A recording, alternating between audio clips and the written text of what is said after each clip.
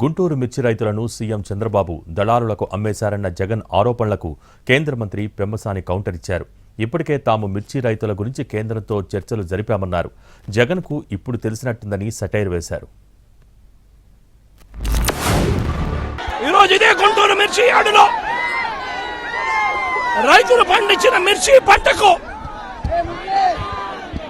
కనీసం 10-11 వేల రూపాయల డబ్బులు కూడా రావడం లేదు. రైతులు కష్టపడి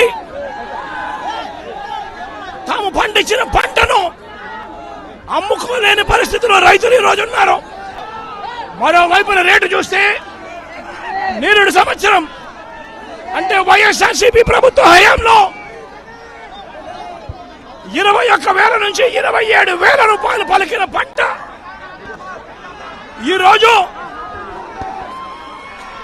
కేవలం 10-11 వేల రూపాయలు కూడా కొనే నాథుడు లేడు. జగన్మోహన్ రెడ్డి గారు గత 10 సంవత్సరాల్లో విపత్తులు వచ్చినప్పుడు ఎప్పుడన్నా వెళ్లారా? మిర్చి రైతుల గురించి కాదు, వరదలు వచ్చినప్పుడు ఆదుకున్నది చంద్రబాబు నాయుడు గారు. నిన్న వరి ధాన్యాన్ని కొన్నది తడుచుతా ఉంటే ఆదుకున్నది చంద్రబాబు నాయుడు గారు. అప్పులలో ఉన్నా కూడా రాష్ట్రం మొన్న కాటను కొనకపోతే దగ్గరుండి కొనిపించింది తెలుగుదేశం పార్టీ కూటమి ప్రభుత్వం.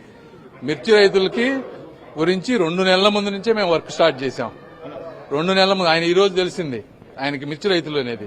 మేము 2 నెలల ముందు నుంచే చంద్రబాబు నాయుడు గారు మేము మంత్రులతో మాట్లాడి ఏం చేయాలని ఆలోచిస్తా ఉన్నాము. తప్పకుండా అవసరం వచ్చినప్పుడు ఎంతవరకు చేయాలో అంతవరకు చేస్తాం.